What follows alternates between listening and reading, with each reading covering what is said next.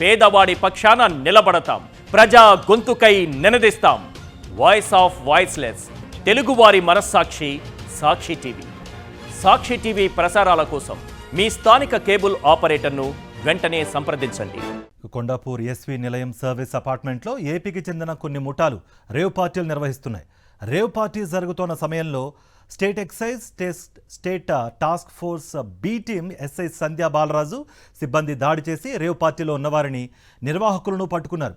విజయవాడకు చెందిన నాయుడు అలియాస్ వాసు, శివం రాయుడు అనే కొంతమంది గుట్టుచప్పుడు కాకుండా మారు పేరులతో, మారు బ్యాంక్ అకౌంట్, మారు ఆధార్ కార్డులతో డబ్బున్న వారిని తీసుకొచ్చి రేవ్ పార్టీ నిర్వహించి పంపుతున్నారు. ఈ క్రమంలో పోలీసులు దాడి చేసి పట్టుకున్నారు. హైదరాబాద్ కొండాపూర్లో రేవ్ పార్టీ భగ్నం చేశారు పోలీసులు. ఏపీకి చెందిన 11 మందిని అరెస్ట్ చేశారు ఎక్సైజ్ పోలీసులు. విజయవాడకు చెందిన వ్యక్తుల కనుసనల్లో రేవ్ పార్టీ జరుగుతున్నట్టుగా నిర్ధారించారు. నాయుడు అలియాస్ వాసు, శివం రాయుడు అరెస్ట్ అయ్యారు. డబ్బున్న బడాబాబులను తీసుకొచ్చి రేవ్ పార్టీ నిర్వహిస్తున్నారు వీరు. భారీగా డ్రగ్స్, గంజాయి సీజ్ చేశారు ఎక్సైజ్ పోలీసులు. మరింత సమాచారం మా ప్రతినిధి సుష్మిత అందిస్తారు.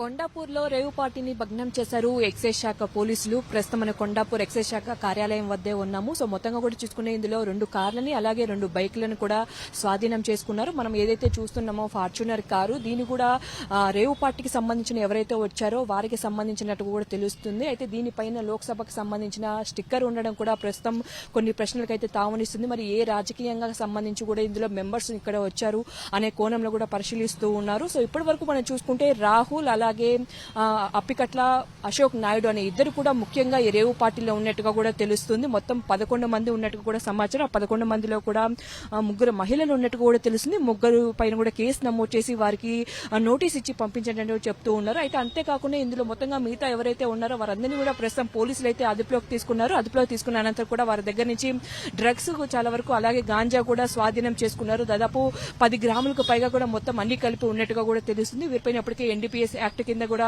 కేసు నమోదు చేసినట్టుగా కూడా చెప్తూ ఉన్నారు. అయితే 3 గంటల ప్రాంతంలో కూడా వారిని పంపించే అవకాశం ఉన్నట్టు కూడా తెలిసింది పోలీస్ స్టేషన్ నుంచి. సో ఈ నేపథ్యంలో పూర్తిగా కూడా ఎఫ్ఐఆర్ కాపీ కూడా ప్రిపేర్ చేస్తున్నట్టు కూడా చెప్తూ ఉన్నారు. సో ఈ నేపథ్యంలో మనం చూసుకుంటే కొండాపూర్లో సర్వీస్ అపార్ట్మెంట్ లో ఒక వెబ్సైట్ ద్వారా కూడా అపార్ట్మెంట్ బుక్ చేసుకున్నట్టు కూడా తెలిసింది. అక్కడ అందరూ కూడా మహిళలు రావడం, అలాగే కొంతమంది ఏపీకి చెందిన వారు విజయవాడ అలాగే రాజమండ్రి, కాకినాడ, మంగళగిరి ప్రాంతాల నుంచి చాలా వరకు వీకెండ్ నిమిత్తం కూడా ఇక్కడికి వచ్చారు. ఎంజాయ్ చేసేందుకు వచ్చినట్టు కూడా తెలిసింది.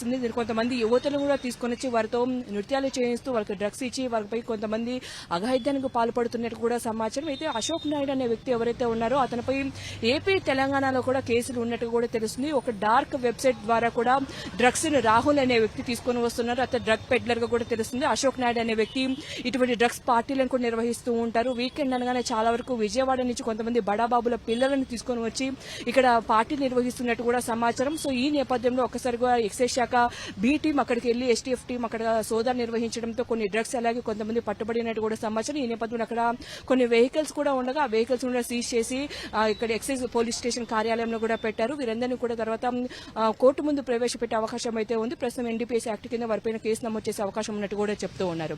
కెమెరా వెంకట, సుష్మిత, సాక్షి టీవీ, హైదరాబాద్.